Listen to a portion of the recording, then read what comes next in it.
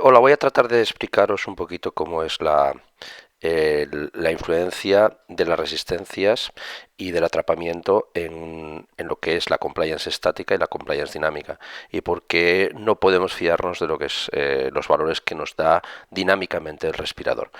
Sin más, voy a pasaros aquí a hacer una programación básica de un paciente que podríamos tener de aproximadamente 30 kilos y en el que le vamos a programar un volumen corriente de 200, 20 de frecuencia, ahí tenemos 5 de PIB, un tiempo inspiratorio de un segundo, recordando que en este respirador que es el Servo I, ese tiempo inspiratorio es el tiempo de entrada de aire, un retardo inspiratorio, etcétera.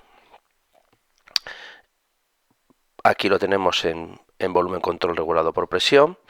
Y ahí vemos que en principio el tiempo inspiratorio es suficiente, ya que tenemos al final del tiempo inspiratorio un flujo cero, lo que vendría a ser una pausa. Vemos que no hay ningún tipo de fuga o prácticamente ninguna, porque el volumen corriente es prácticamente igual el inspirado que el expirado.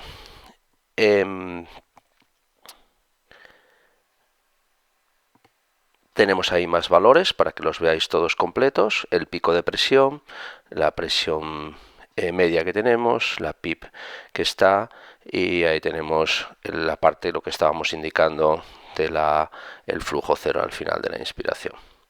Vamos ahí tenemos lo que es la compliance dinámica, que la mide automáticamente el respirador en base a los datos que tiene, y es sin más, es una división entre el volumen corriente que está introduciendo y el pico de presión que está utilizando para ello. Pero tenemos que tener en cuenta que este pico de presión en esta modalidad, que es una modalidad de presión control CMV adaptativa, nos vamos a encontrar con que esa presión es la que necesita el respirador para buscar ese volumen objetivo. Y aquí hemos hecho una pausa inspiratoria y vemos que prácticamente el pico de presión y la presión plató son exactamente iguales, con lo cual podríamos decir que aproximadamente la compliance dinámica que tenemos es similar a la compliance estática, aunque vemos que ahí tenemos una pequeña diferencia porque la presión plató es un poquito más baja que la que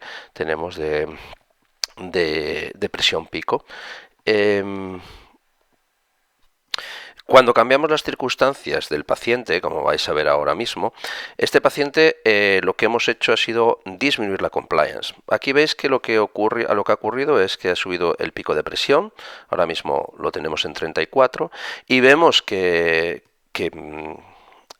han disminuido la compliance y lo podemos ver en la curva de flujo. La PIP es la misma, va a ser 5, y en la curva de flujo veis cómo la constante de tiempo va a ser más rápida, es más corta, lo vemos perfectamente en la curva de flujo en la fase expiratoria. Y además la compliance dinámica aquí la tenemos en 6,5. Vemos también que en la fase inspiratoria, en la parte de flujo, el tiempo inspiratorio, hay una parte de flujo cero que es mayor que en el caso anterior, y esto es congruente con la disminución de la compliance y por tanto de la constante de tiempo. O sea, igualan antes las presiones dentro del respirador y en el alveolo. Y aquí vemos como la compliance dinámica que marca el respirador son 6,5 y la que hemos calculado y que vamos a calcular con las pausas va a ser 6,9. Ahora lo veréis inmediatamente, que aquí estamos haciendo una pausa inspiratoria. La pausa inspiratoria es prácticamente la presión plató, es exactamente igual que la presión pico, con lo cual cuanto más baja sea la compliance y por tanto se produzca una igualdad más rápida entre lo que es el respirador y el alveolo, la compliance dinámica y la compliance estática serán más parecidas. Pero bueno, ¿y qué pasa si otra vez cambiamos las circunstancias? Y aquí tenemos un paciente obstructivo, claramente, y lo podemos ver en la curva de flujo. En la curva de flujo hay dos circunstancias. En la parte de la fase expiratoria, la constante de tiempo se ha alargado y tarda muchísimo más en salir.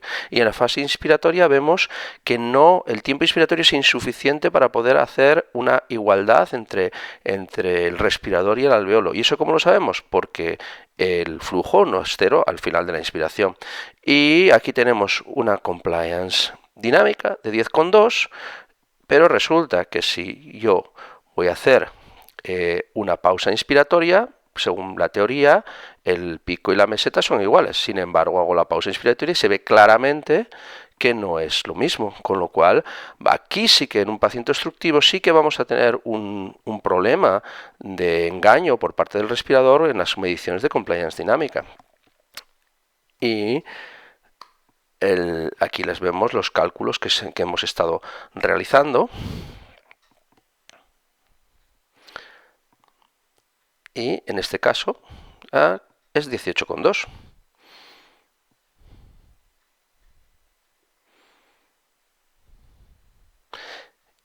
¿Qué pasaría si además este paciente estuviese atrapando, como lo vemos aquí ahora mismo?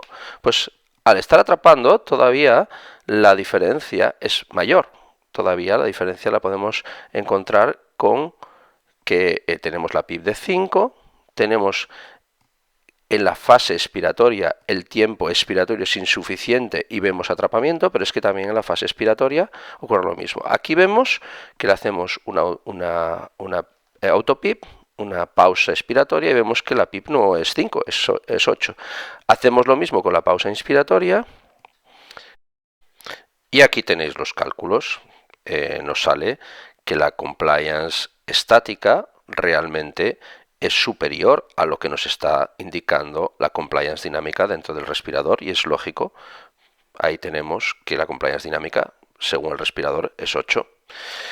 Pues nada, muchas gracias por vuestra atención y espero que os sirva este vídeo.